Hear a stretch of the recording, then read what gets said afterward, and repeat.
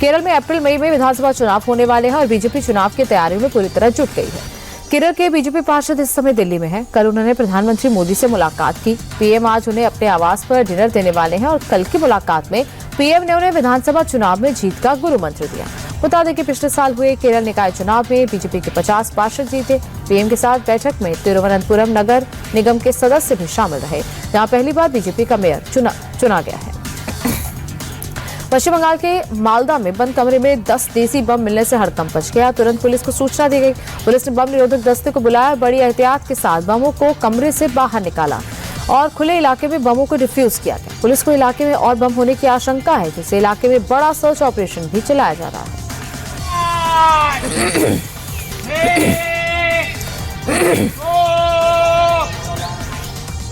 बिहार के समस्तीपुर में police team पर गांव वालों ने धावा बोल दिया। महिलाओं ने लाठी डंडों से हमला किया।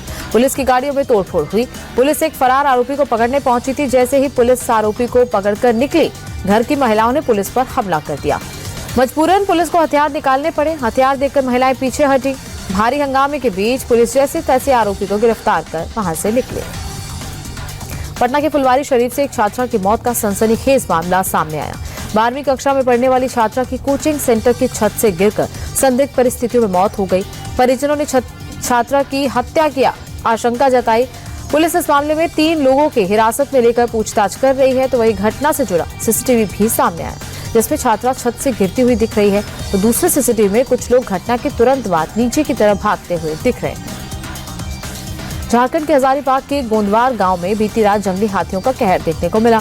जंगली हाथियों ने जमकर आतंक और उत्पात मचाया। एक ही परिवार के 5 लोगों को कुचल दिया, जिसमें से 4 लोगों की मौके पर मौत हो गई, जबकि एक व्यक्ति के इलाज के दौरान मौत हो गई। घटना के बाद से इलाके में दहशत है। वन विभाग ने लोगों से सावधान और सतर्क रहने की अपील की। दक्षिण मुंबई में गेटवे ऑफ इंडिया के सामने नेवल डॉकयार्ड की एक इमारत में बीती रात भीषण आग लग गई। अधिकारियों के मुताबिक रात करीब 10:15 बजे डॉकयार्ड के अंदर सर्वे यार्ड भवन में आग लगी। कचरा भंडार के तौर पर इस्तेमाल की जाने वाली इमारत से उठती आग के लपटों और धुएं के गुबार की वजह से पूरे इलाके में भगदड़ मच गई। मौके पर पहुंची फायर ब्रिगेड की टीम ने आग पर तुरंत काबू पा लिया। अभी तक किसी के हताहत होने की खबर नहीं। आग के कारणों की जांच की जा रही है। पुणे से सड़क हादसे का दर्दनाक वीडियो सामने आया, जहां एक तेज रफ्तार टेम्पो ने नियंत्रण खोकर 5 गाड़ियों को भीषण टक्कर मार दी, जिसकी चपेट में रिक्शा, कार और 2 पहिया वाहन आ गए। हादसे में 4 से 5 लोग गंभीर रूप से घायल हैं, तो वही कई गाड़ियों को काफी नुकसान पहुंचा। दरअसल टेम्पो का ब्रेक फेल होने के चलते बेकाबू होकर दूसरी गाड़ियों में जा घुसे। फिलहाल पुलिस ने मामला दर्ज कर जांच शुरू कर दी। पुणे के आईटी इंजीनियर ने लोनावाला के प्रसिद्ध पर्यटन स्थल लॉयंस पॉइंट से 250 की गहरी खाई में कूदकर जान दे दी। बताया जा रहा है कि आईटी इंजीनियर ने सुसाइड करने से ठीक पहले अपनी पत्नी और कुछ दोस्तों को ईमेल और कुछ मैसेजेस भेजे थे। घटनास्थल पर पहुंचकर रेस्क्यू टीम ने खाई से शव को बरामद किया। फिलहाल पुलिस ने मामला दर्ज कर जांच शुरू कर दी है। दिल्ली में रोहिणी सेक्टर 32 के मेनहोल में हादसे का सिलसिला जारी है। गुरुवार की रात अपनी पत्नी के साथ जा रहा एक शख्स वहां शक्ति काली मंदिर के पास खुले मेनहोल में गिर गया। महिला के शोर मचाने पर आसपास मौजूद लोग तुरंत शख्स को बचाने में जुट गए और उसे मेनहोल से निकाल दिया गया। 2 दिन पहले इसी मेनहोल में एक 30 साल के मजदूर की गिरने से मौत हो गई थी। इसके बावजूद प्रशासन ने मेनहोल को बंद नहीं किया था। दिल्ली क्राइम ब्रांच ने उस्मानपुर इलाके में मुठभेड़ के दौरान 3 बदमाशों को गिरफ्तार किया। तीनों बदमाश मेरठ के रहने वाले हैं। इन पर कई आपराधिक केस दर्ज हैं। इनमें से एक का नाम असद है, बाकी दोनों असद के गुर्गे हैं। ये बदमाश बाइक से उस्मानपुर इलाके में आए थे, जिसकी भनक लगते ही क्राइम ब्रांच की टीम ने घेराबंदी की और इसी दौरान मुठभेड़ हुई। जवाबी कार्रवाई में तीनों बदमाशों को गोली लगी। मुठभेड़ में बदमाशों की एक गोली सब इंस्पेक्टर को भी लगी। दिल्ली में स्कूलों को बम से उड़ाने की धमकी मिलने का सिलसिला थमने का नाम नहीं ले रहा। हर दूसरे किसी स्कूल को बम से उड़ाने की धमकी मिल जाती है। आज British school, Sardar Patel school समेत कई स्कूलों को ईमेल के जरिए बम से उड़ाने की धमकी मिली। पुलिस प्रशासन की टीम और बम निरोधक दस्ता ने मौके पर पहुंचकर जांच शुरू कर दी। फिलहाल अब तक की जांच में कुछ भी संदिग्ध नहीं मिला। हरियाणा के गुरुग्राम में एक मैरिज हॉल में भीषण आग लग गई। सुबह करीब 3:30 बजे लगी आग में करोड़ों का मैरिज हॉल जलकर खाक हो गया। बताया जा रहा है कि सिलेंडर लीकेज के बाद की आग लगी। मौके पर पहुंची दमकल की आधा दर्जन गाड़ियों ने कड़ी मशक्कत के बाद आग पर काबू पाया। मध्य प्रदेश के इंदौर में एक कॉलेज में हंगामा हो गया। वैलेंटाइन डे प्रोग्राम के दौरान हिंदू संगठन के कार्यकर्ता लाठी डंडा लेकर कॉलेज में पहुंचे। कार्यकर्ताओं ने कार्यक्रम स्थल पर जमकर तोड़फोड़ की। संगठन ने आयोजन को बंद करने को कहा। कॉलेज में तोड़फोड़ के दौरान अफरा तफरी मची। मौके पर पहुंची पुलिस ने हालात को काबू किया। पुलिस के मुताबिक कॉलेज प्रशासन ने कार्यक्रम को लेकर अनुमति नहीं ली थी। फिलहाल पुलिस मामले की जांच कर रही है। बेंगलुरु में एक बार फिर रफ्तार का कहर देखने को मिला। भीषण सड़क हादसे में 7 लोगों की जान गई। हादसा होसकोटे डाबासपेटे नेशनल हाईवे पर हुआ, जहां पर तेज रफ्तार एसयूवी ने पहले बाइक सवार को टक्कर मारी, फिर बेकाबू होकर कैंटर वाहन में जा घुसी। इसके बाद एक और कार भी टकरा गई। हादसे में एसयूवी सवार 6 लोग और एक बाइक सवार की मौत हो गई। फिलहाल पुलिस मामले की जांच में जुटी हुई है। राजस्थान के पाली में युवा संत पर जानलेवा हमला हुआ। गुरुवार देर रात नकाबपोश बदमाशों ने संत परशुराम भारती उर्फ हीरालाल मेवाड़ा पर लोहे के पाइप और सरिये से जानलेवा हमला कर दिया। हमले में युवा संत के हाथ और पैर में फ्रैक्चर हो गया तो वहीं शरीर के कई हिस्सों में गंभीर चोटें आईं। जानलेवा हमला करने के बाद आरोपी बदमाश मौके से फरार हो गए। घायल संत का अस्पताल में इलाज जारी है। पुलिस ने मामला दर्ज कर हमलावरों की तलाश शुरू कर दी है। राजस्थान के पाली में मुठभेड़ में पुलिस ने एक बदमाश को ढेर कर दिया। दरअसल पुलिस को ड्रग तस्करी की जानकारी मिली थी और इसके बाद पुलिस ने बदमाश को पकड़ने के लिए नाकाबंदी की।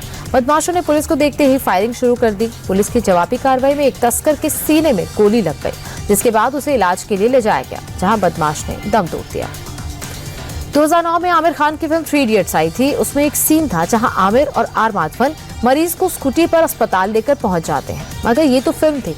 लेकिन जोधपुर में ये असल में हुआ, जहां एक आदमी अपने बीमार परिजन को स्कूटी पर बिठाकर अस्पताल के सीधे इमरजेंसी गेट तक पहुंच गया।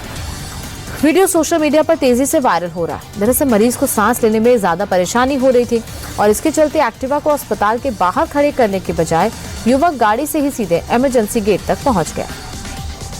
जनवरी में रिटेल महंगाई पिछले महीने के मुकाबले बढ़कर 2.75% पर पहुंच गई है। दिसंबर 2025 में रिटेल महंगाई 1.33% पर थी, जो कि 8 महीनों में सबसे ज्यादा है। मई 2025 में महंगाई 2.82% पर पहुंच गई थी। सरकार ने महंगाई मापने के लिए आधार वर्ष को 2012 से बदलकर 2024 कर दिया। ये बदलाव 1 दशक से ज्यादा समय के बाद किया गया। कंज्यूमर प्राइस इंडेक्स के ताजा आंकड़े में बताया गया है कि लोग अब खाने से ज्यादा सर्विसेज पर खर्च कर रहे हैं। देश भर में एक्सप्रेसवे पर सफर करने वाले यात्रियों के लिए राहत की खबर है। केंद्र ने टोल वसूली के नियमों में बड़ा बदलाव किया। दरअसल एक्सप्रेसवे पूरा नहीं होने पर भी लोगों को टोल टैक्स देना पड़ता था, लेकिन अब सरकार एक्सप्रेसवे के चालू हिस्से पर सामान्य नेशनल हाईवे के हिसाब से टोल लिया जाएगा। पहले एक्सप्रेसवे पर टोल 25% ज्यादा लिया जाता था, चाहे सड़क पूरी बनी हो या नहीं। नया नियम 15 फरवरी 2026 से लागू होगा। दुनिया के सबसे अमीर इंसान एलन मस्क चांद पर एआई सैटेलाइट फैक्ट्री लगाएंगे। मस्क ने अपनी एआई कंपनी XAI की इंटरनल मीटिंग में कर्मचारियों को निर्देश दिया। इस दौरान मस्क ने कहा कि चांद पर शहर बसाना और फिर वहां से मंगल ग्रह और सौर मंडल की यात्रा करना बेहद रोमांचक होगा। जब हम सितारों के बीच जाएंगे और अलग अलग स्टार सिस्टम्स की यात्रा करेंगे तो शायद हमारी मुलाकात एलियन से हो। T20 वर्ल्ड कप में टीम इंडिया ने रनों के हिसाब से सबसे बड़ी जीत दर्ज की। नामीबिया को 93 रनों से शिकस्त देकर टीम इंडिया ने पाकिस्तान को पॉइंट टेबल में नीचे ढकेल दिया। भारत ने पहले बल्लेबाजी करते हुए 209 रन बनाए, जिसे चेस करने उतरी नामीबिया की टीम 116 रन पर ढेर हो गई। हार्दिक और ईशान किशन की तूफानी अर्धशतक की पारी के बाद गेंदबाजों ने कमाल का प्रदर्शन किया। वरुण चक्रवर्ती ने सिर्फ 7 रन देकर 3 विकेट झटके। अक्षर और हार्दिक ने 2-2 विकेट लिए। हार्दिक पांड्या को ऑलराउंड प्रदर्शन के लिए प्लेयर ऑफ द मैच चुना गया। 15 फरवरी को अब भारत का मुकाबला पाकिस्तान से होगा और दोनों ही टीमों के लिए ये मुकाबला हाई प्रेशर वाला होगा। कर्नाटक सरकार ने बेंगलुरु के एम चिन्नास्वामी क्रिकेट स्टेडियम में IPL मैच आयोजित करने की अनुमति देने का फैसला किया है।